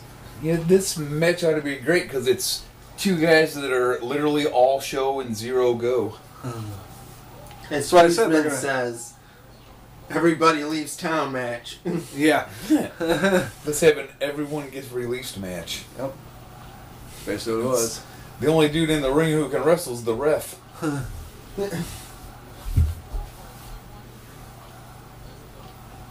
And I think he's got two I think knee they're saying, braces. you sold out, you sold out. Yeah. Don't know what that's in reference to, though.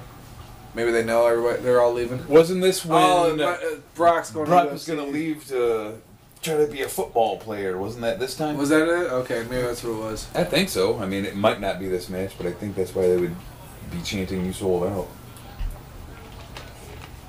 I was thinking it was when he was going to UFC. That would be the same thing. It might have been that too. They would have said the same thing. Yeah.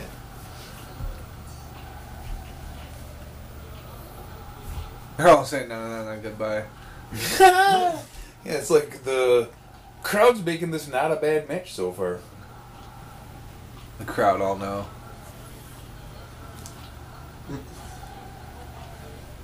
No, yep, I just barely heard in the background. JR just said something about Brock going to the National Football League. There you go.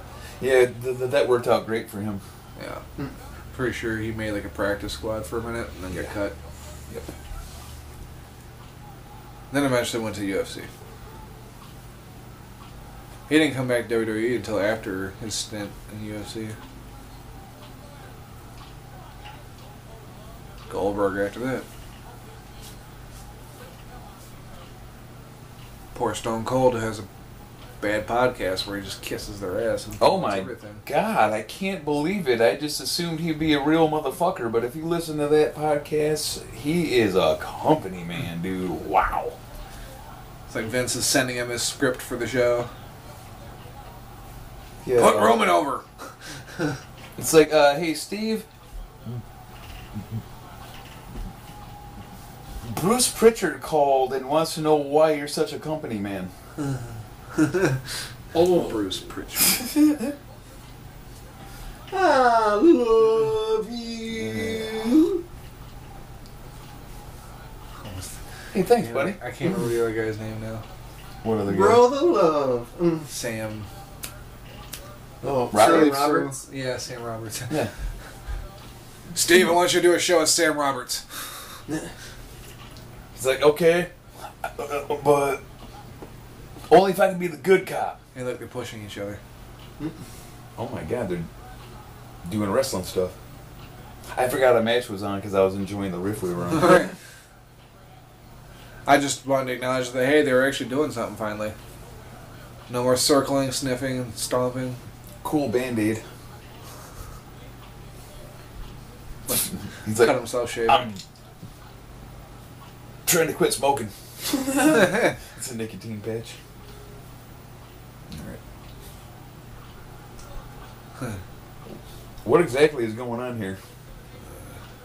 Just this. It's a whole lot of nothing. Well, what we're looking at are two guys who look like wrestlers who have absolutely no business being in a wrestling ring. Yep. Two of them. What was with Brock Lesnar just there doing a dry heave? It didn't impress Goldberg. Probably went a little heavy on the roids and just has an upset stomach. Damn it, Goldberg, you give me boner. It's like I have a stomach ache from all the shit we're eating right now. Well, the crowd knows we're leaving. Think we should just give them a shit match? Yeah, fuck it. Like, set the pace for the rest of Brock's fucking career. Half-ass! So we know that they can lock up. That's the one thing we know for sure in this match. They have mastered the collar and elbow tie-up. Mm-hmm. Good job, you guys have passed fucking... Why are you so basics. sweaty? You ain't done dick. Well, I had to keep fucking jumping around and flexing and shit. It's hot in here, brother, and this fucking cocaine's got me tripping. Yeah. Fucking tweaked, man. Oh shit, a headlock. We're progressing. It's Steve Austin. Like, Now just a push off into the ropes. what the hell you guys doing? Lay down flat. Oh no, they're doing that. Okay. My bad. I forgot they're two big guys. We gotta do the bounce off each other. Look at Goldberg. He's almost blown up already. They didn't do anything. Why is he breathing so heavy and profusely sweating? God, this. Hey, I sucks. told you to fall down. Mm-hmm. Me run into wall. You run into wall. What the? Kiss me. Okay, well I can already tell how this got on the list. What the fuck are they doing? Oh, this is the Eskimo Kiss segment. Yep. Let's rub noses like Eskimos. Oh, Man, that didn't looks they bad. both fall down? I mean, Goldberg sold that better than Brock.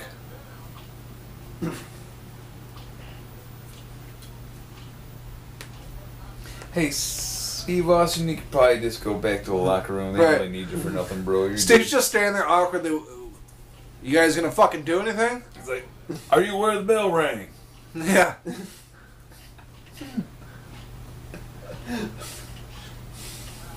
Well, hell, what the fuck you doing, son? Did you hear the damn bell? Yeah. Even made Goldberg. Wrap this up so they can throw my goddamn Steve Weisers. It'd be hilarious to know how much money these two gentlemen were paid for this match, wouldn't it? Wouldn't it be awesome to know that? Well, 2004 probably wasn't too outrageous, but enough. Because they've...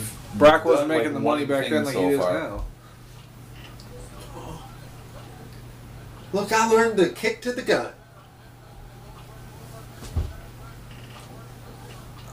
I don't remember for sure, but I want to say I heard something. Brock's annual salary is like $7 million. Oh my goodness. Yeah. Worth it. That wasn't bad.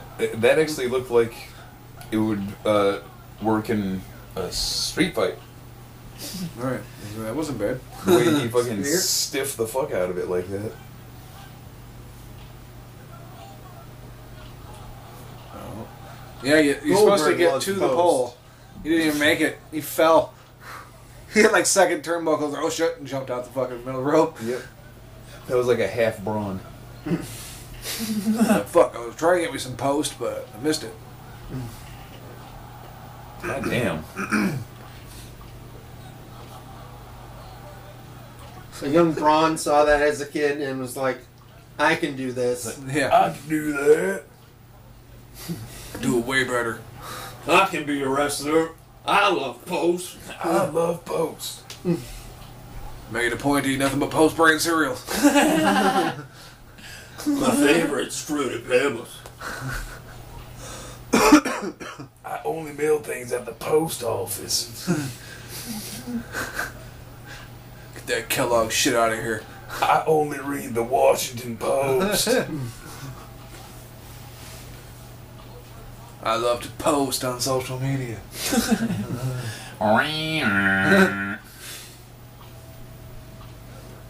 I'm gonna drop a pin on it. 1, 2.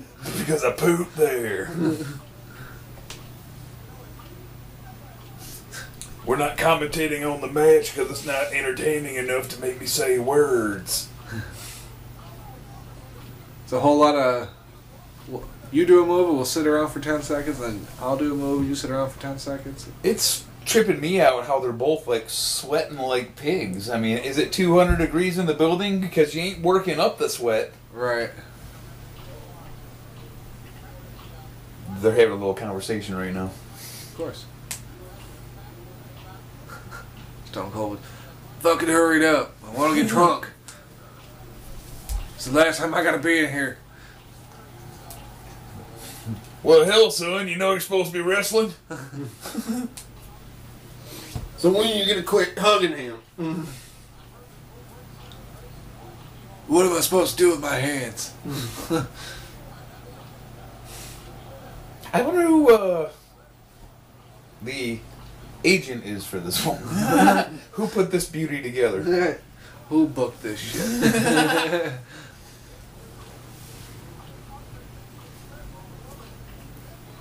Probably Vince. This is a Vince. Great, Yeah, exactly. This is a Vince match. Yeah. Two large, muscly dudes. Put them in the ring together. That's what Vince likes to see. We'll put Steve out there as a referee. Put Austin in there.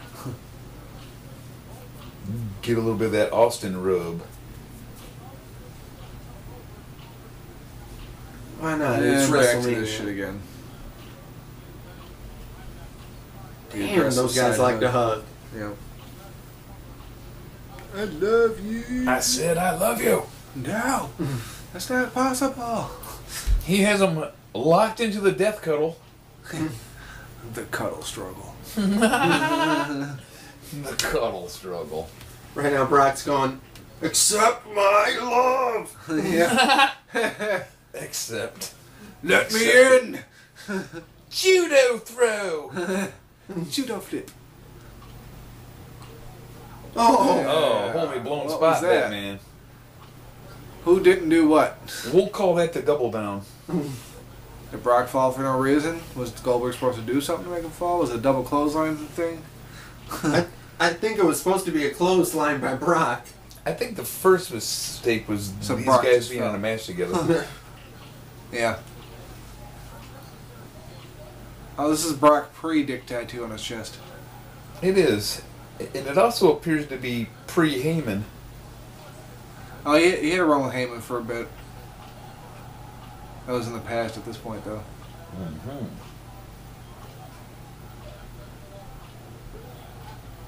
What the hell is he doing? He is trying to get his love. There's your clothesline. Nailed it.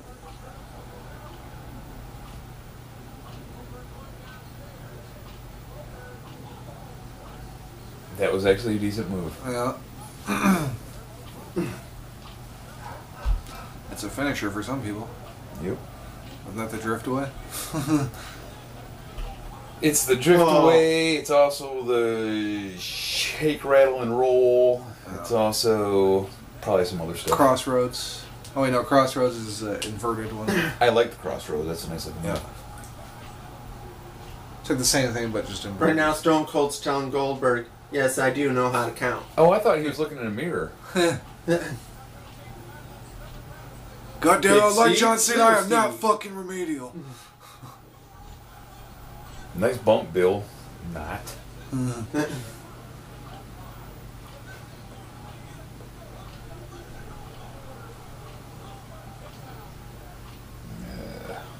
Unfortunately, Goldberg kicks out. Uh-huh. Let me guess, Brock's gonna get pissy with Stone Cold now. It was 3. It was 2. Wow. He literally, his mouth moved saying it was 2 just as you said it. You're confusing me. Yeah. I said it was 2, but you're making me think it was 3. 2 plus 3 equals 5, goddammit. We only go to 3. I don't know what the fuck we're doing anymore. Post. Another, not some good post fucking. Not another Braun type love of post. We'll call it the Raisin Bran from now on. Don't reverse it, just let him hit you with it so it can be over. Yeah, you better not try to hold his big ass up for too terribly long. Call it a match. Alright, well, I don't know. Every now and then I wonder if we're punishing ourselves by doing this particular segment. Of course we are.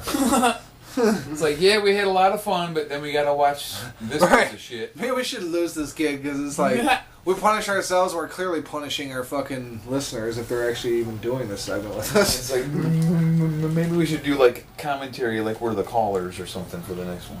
We would need a fucking script for that. Otherwise, we'd be talking all over each other. True enough. So yeah, Goldberg wins, and then he they did, all didn't he? leave, That's right. and we all live happily ever after. Goldberg wins and somehow managed to not lose his Band-Aid. Good for him. He did not have to accept Brock Lesnar's love. That's the message of this. I mean, What if he had a staph infection? he did anyway, but he didn't have to. That's what it was. It was a staph infection. You get a staph infection, you leave the company, right? STAFF. Right, CM Punk? Oh. No, I totally don't blame fucking CM Punk for leaving the company. Now Brock's flicking off the audience. Now he's flicking off Steve Austin. No, and now he's gonna get stoned. Oh! Now give him some beer. That was a decent sell.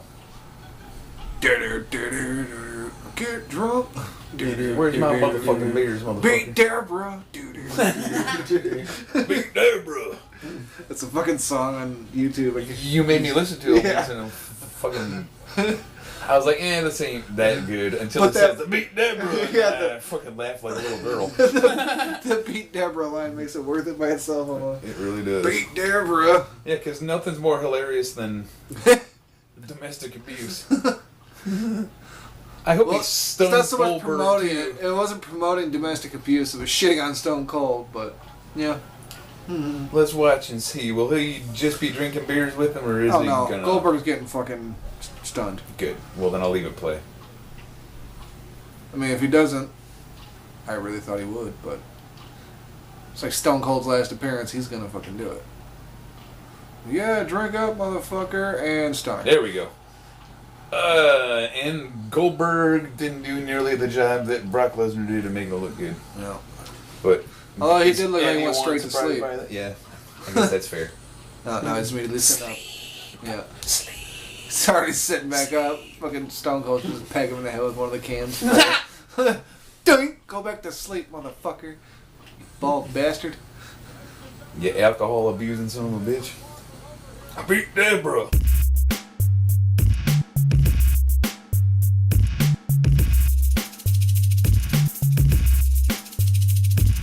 Wrestling's High Marks episode 10 is almost cashed. I'm Whiz Willoughby along with Mojo. Cheese Man. Don't forget to check us out on our new Twitter account.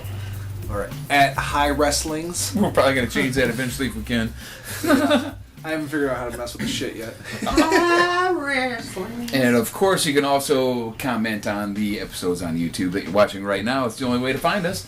And you can also get at us at facebook.com/thehighmarks. Comment on the video or on Twitter or Facebook with a question or anything like that, and we'll mention you on the show.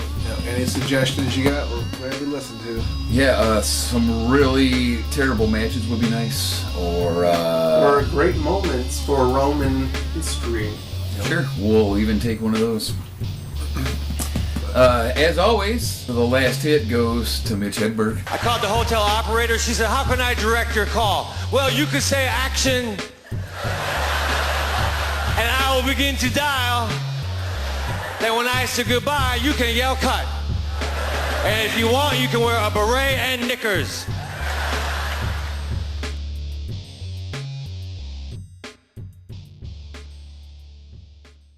Remember when WWE released Roman for a minute and he went down to Mexico and was fighting some dude and he fucking killed him? In the shower? No, like, that was a Rey Mysterio thing. Oh, okay. I was doing, when Rey got released by WWE, he went Dick down to the Mexico. He was fighting with like Paraguayo Jr. or some shit like that. And he did the he does the little drop kick to knock him under the ropes. oh, the guy that was hanging over the ropes, he died yeah. hanging over the ropes. Well, when he did the little drop kick, he fucking hit him so hard, dude's neck snapped back, broke his fucking neck, and they just laid there on the fucking ropes dying because he couldn't fucking move or anything. Like, he wasn't dead at that point. Wait, he was still dying. Like, he was Ray, doing 619. like, stop it? No, Ray went to do the Or, 619. He went right over his head because dude didn't pop his head up to sell or nothing. Then they were like, "Uh-oh, something's wrong."